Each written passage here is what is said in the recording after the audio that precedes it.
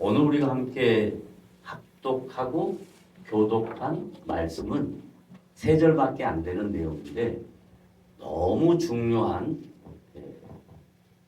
기독교의 가치가 들어있는 말씀이기에 이 말씀을 정확하게 이해해야 될 필요가 있다는 것을 먼저 말씀을 드립니다. 사도 바울이 고린도 교회 성도들에게 이 편지를 쓸 때에 고린도 교회 안에는 다양한 신앙의 문제들이 있었습니다. 다양한 신앙의 문제들 중에 가장 큰 문제라고 할 수 있는 게 뭐였냐면 다른 복음이었습니다. 뭐라고요? 다른 복음. 그러니까 요즘 표현으로 말하면 진퉁과 짝퉁이 있다는 거예요. 뭐든지 그렇잖아요. 뭐든지 진퉁이 있고 짝퉁이 있잖아요. 짝퉁은 뭐냐면 비슷하게 하는 겁니다. 모방하는 겁니다. 그런 것처럼 가장을 하는 겁니다. 그래서 진퉁과 짝퉁, 진정한 복음과 다른 복음의 차이가 뭔가 하는 것을 먼저 말씀을 드리려고 합니다. 그래서 초대교회 때부터 주님 오시는 그날까지 진퉁과 짝퉁은 항상 같이 상존합니다. 그래서 우리는 짝퉁을 뭐라고 표현하냐면 이단 그리고 사이비 이렇게 표현합니다. 뭐가 뭐라고 표현한다고요? 이단과 사이비 이렇게 표현합니다. 그럼 먼저 이단은 뭐냐? 다른 진리를 가리키는 것을 이단이라 합니다. 사이비라는 것은 뭐냐? 사이비는 사람이 주인이 되는 것이 사이비. 쉽게 표현하면 이단은 다른 진리를 가르치는 건데 다른 진리는 뭐냐? 성경과 관계없는 하나님이 성령의 감동으로 기록한 말씀이 아닌 인간의 경험을 강조하는 겁니다.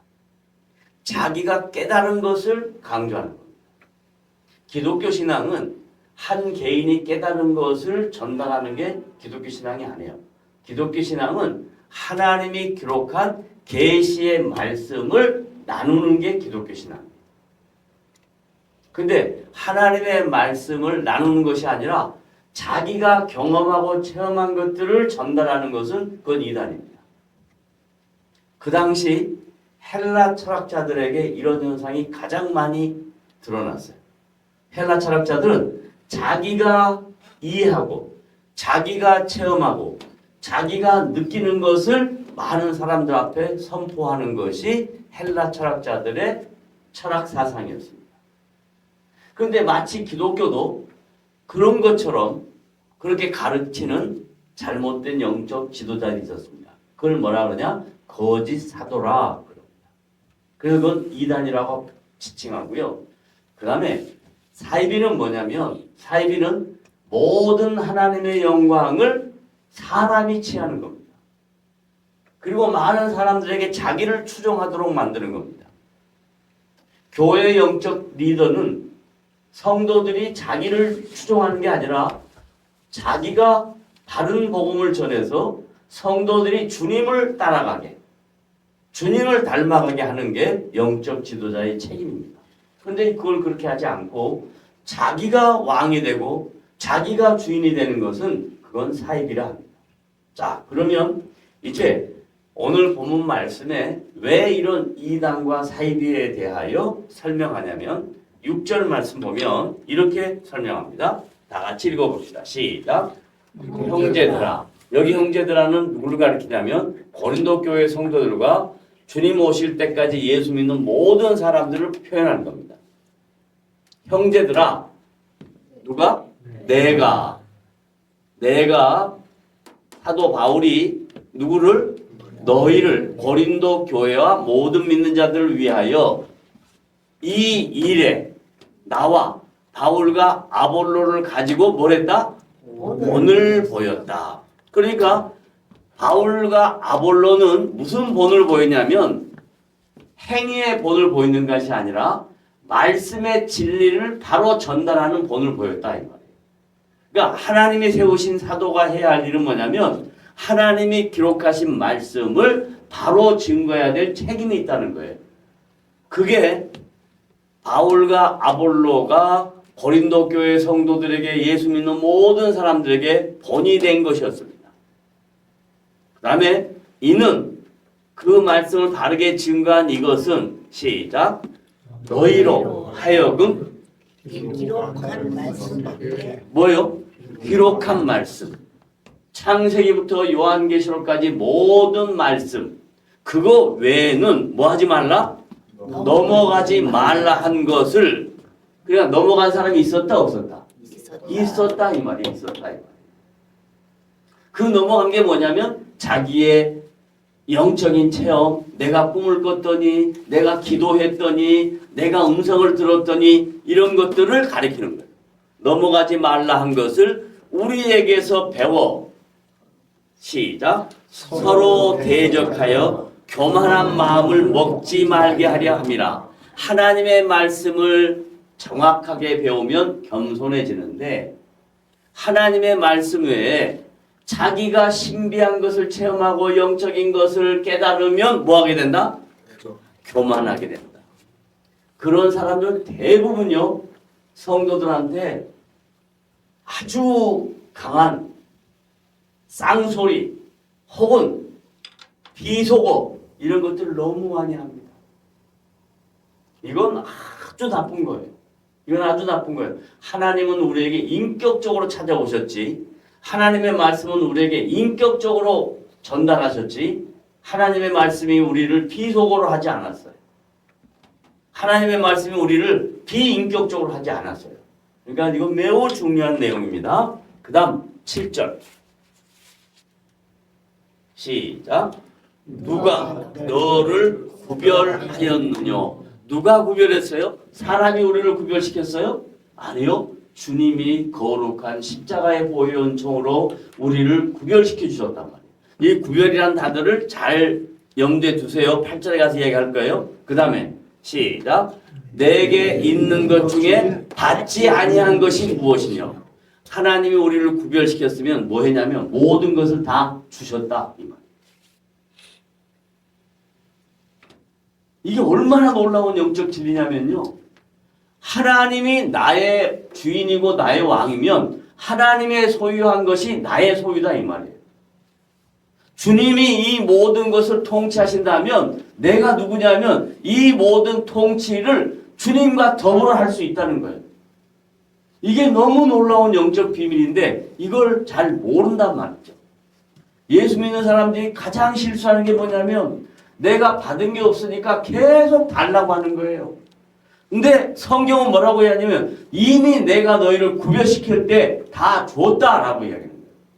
그게 이제 8절에 나옵니다. 그 다음 아니야 7절 아직 안 끝났어. 시작 내가 뭐 했은즉 받았은즉. 이게 미래예요 현재예요 과거 시제예요. 받았은즉 무슨 시제예요? 과거이며 현재죠.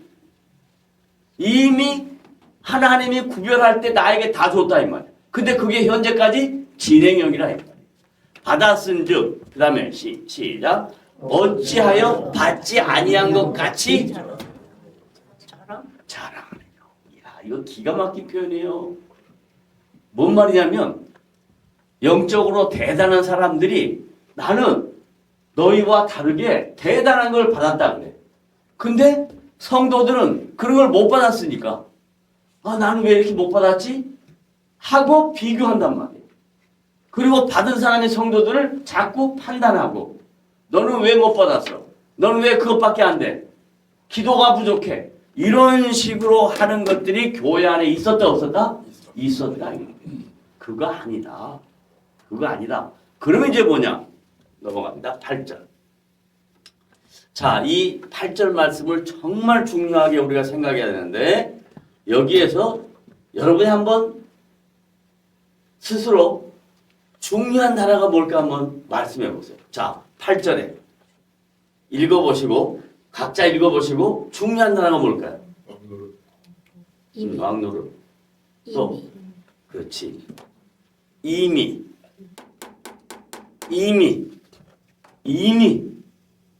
아까 뭐라 그랬어요? 7절에 받았다 받지 않았다. 받았다. 뭘? 다 받았다. 그걸 뭐라고 표현한다? 이미라고 표현한다. 이미. 시제적 부사예요. 이미 너희가 이미 뭐하며? 배부르며 또 이미 뭐하며? 부요하며 여기까지. 자, 이미 배부르다. 이미 부요하다. 그 말은 배부르다 이 말은 먹는 걸 이야기할까요? 배부르다 이 말은 먹는 걸 이야기할까요? 아니에요. 그 다음에 부요하다 이 말은 돈을 이야기할까요? 아니에요. 그럼 이게 뭔 말일까요? 이미 배부르며 마음의 여유가 있다. 좋다. 마음의 여유가 있다. 좋아. 그렇게 생각을 해야 돼. 자, 이미 배부르며 이 말은 뭔 말일까요?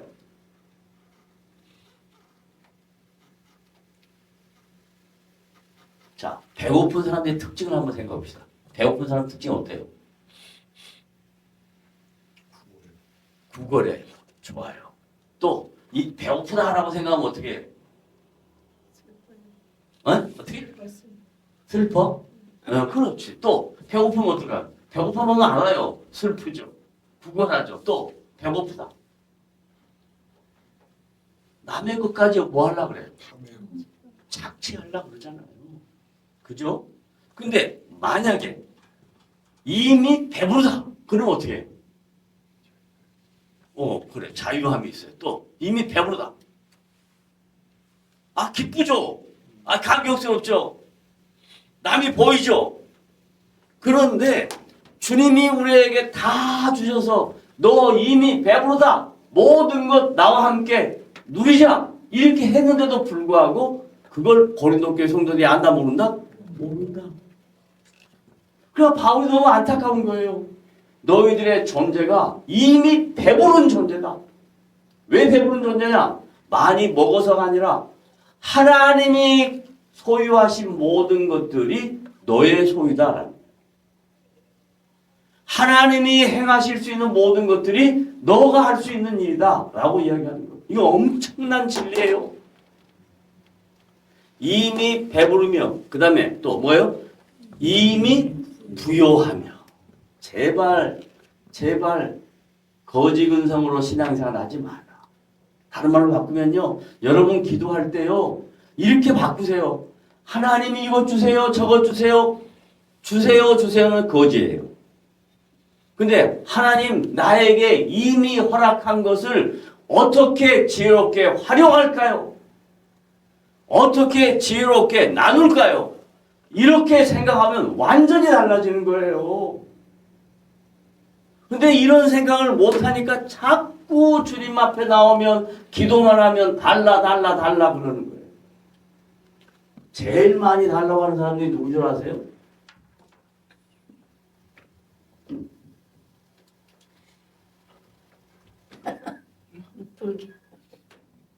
저는 타종교에 대해서 비하하지 않겠습니다. 그냥 요거 하나만으로 이야기합니다.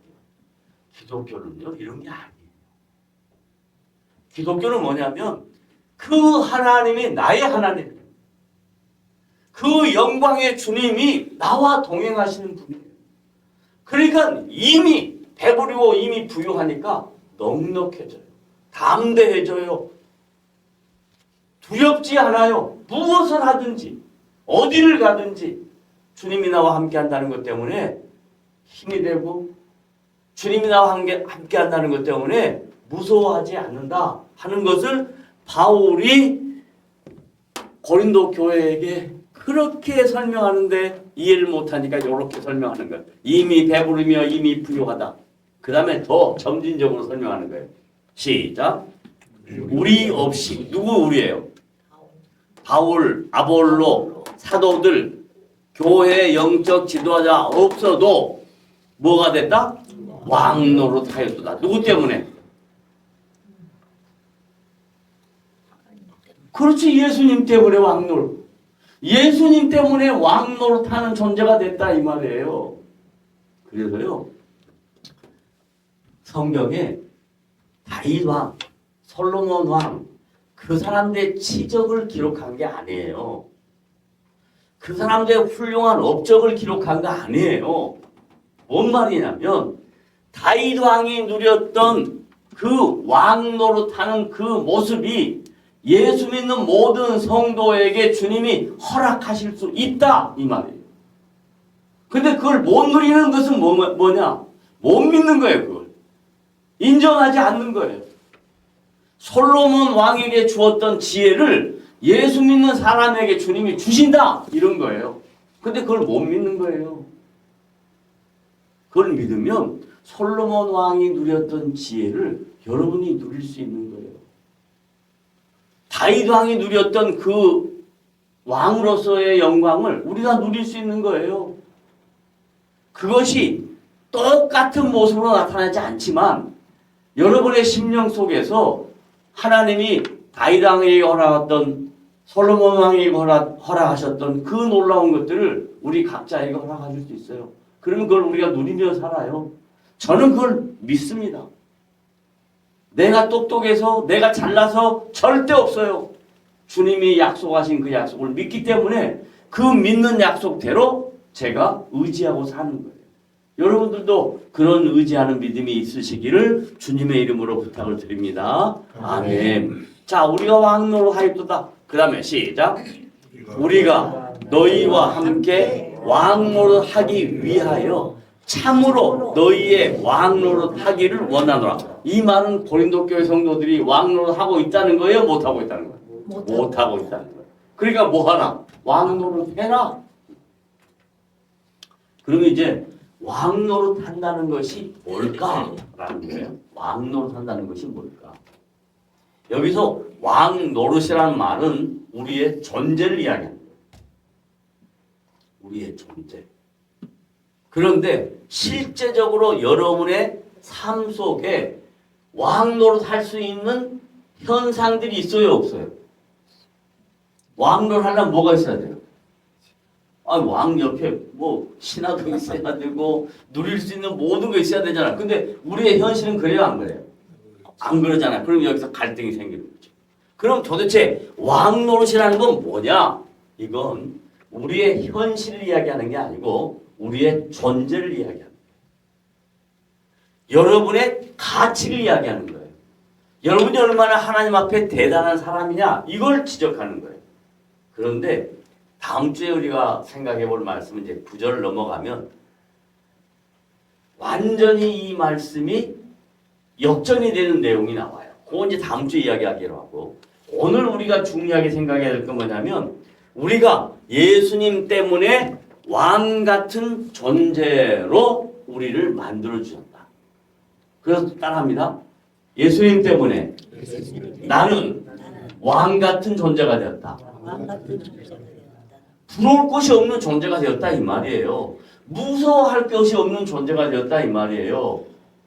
그런데 이것을 모르면 자꾸 하나님 내가 누구예요? 하나님 내 인생은 왜 자꾸 이래요? 하나님 내 인생 앞에 놓여있는 여러 가지 문제들은 왜 이렇게 해결이 안 돼요? 이걸 묻는 거예요. 그게 아니고 그건 현실이고 너는 예수 그리스도의 십자가의 보혈 은총으로 부활의 영광으로 어느 누구도 누릴 수 없는 왕 같은 존재로 내가 삼았다. 그러니 너는 왕이다. 잊지 마라. 너는 왕이다. 따라합시다. 나는 뭐라고요? 왕이다. 그러고 다니면 다들 사람이 나보고 뭐라 그럴까? 미친놈 그러겠지. 그래서 바울이 뭐라 그러냐면 우리가 미쳐야 된다라고 이야기합니다. 그 말이 뭔 말이에요? 정말로 크레이지 돼야 된다. 미친 사람이 된다. 이 말이 아니라 다른 일이 아무리 많아도 이 세상의 문제가 너무너무 많아도 나는 왕 같은 존재다. 이걸 잊지 않는 거예요. 주님이 나와 함께하니 두려워할 게 없다. 무서워할 게 없다. 비록 내가 살아가는 삶이 녹록치 않아도 나는 왕 같은 존재다. 이걸 믿는 거예요. 그래서 연세가 드시고 거동이 불편해도 주님 나는 왕 같은 존재인 걸 믿습니다. 이렇게 고백하고 살면 여러분의 삶 속에 주의 은혜가 풍성하게 넘칠 것을 믿으시길 바랍니다. 네, 따라합시다. 나는 뭐 같은 존재다? 왕 같은 존재다. 왕 같은 존재. 그리고 왕 같은 존재는 두려워하지 않는다. 무서워하지 않는다. 담대함이 있다라는 것을 늘 잊지 마십시오. 왕 같은 존재다. 다시 한번 따라합니다. 나는 예수님 때문에 무엇 같은 존재다? 왕 같은 존재다. 그래요. 바울이 이 말을 고린도 교회 성도들에게 강조했던 이유가 뭐냐면 고린도 교회 안에 너무나 많은 신앙의 갈등이 생깁니다. 이 신앙의 갈등의 원인을 찾아보니까 존재에 대한 이해가 부족합니다. 그래서 이렇게 존재에 대한 이해를 설명해 주는 거예요. 너는 왕 같은 존재가 되고 그랬으니 너는 이미 배부르다. 이미 부유하다. 자꾸 거지처럼 행세하지 마라. 얼마나 영광스러운 존재인가를 놓치지 마라. 그걸 이렇게 설명합니다. 영광과 존귀로 관을 씌워줬다. 왕이 관을 써요, 안 써요? 쓰잖아요. 그 왕 같은 존재다. 라는 말을 다른 말로 바꾸면 나는 영광스러운 관을 썼다. 나는 존귀한 관을 썼다. 그래서 여러분 스스로에게 이렇게 말씀하십시오. 나는 영광스러운 관을 썼다. 나는 존귀한 관을 썼다. 이렇게 믿는 겁니다. 따라합시다. 나는 뭘 썼다? 영광스러운 관을 썼다. 또 나는 뭘 썼다? 존귀한 관을 썼다. 이건 시편 8편 4절에 주님이 친히 하신 말씀. 여러분은 영광스러운 관을 쓴 자고 존귀한 관을 쓴 자인 것을 믿으시고 여러분에게 주어진 삶의 현장에서 현실은 정말로 어렵고 힘들어도 녹록지 않아도 나는 존귀한 관 쓴 사람이다. 영광스러운 관을 쓴 사람이다. 왕 같은 사람이다. 담대하게 사는 복된 지체들이 되시기를 주님의 이름으로 부탁을 드립니다.